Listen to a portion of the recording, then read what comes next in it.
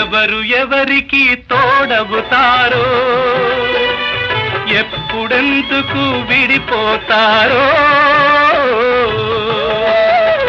మమతను కాదని వెళతారు, మనసే చాలని ఉంటారు. ఎవ్వరి పయనం ఎందాకో అడగదు ఎవ్వరిని, బదులే దొరకదని. అడగదు ఎవ్వరిని, బదులే దొరకదని. కడుపు తీపికి రుజువేముంది, అంతకు మించిన నిజమేముంది.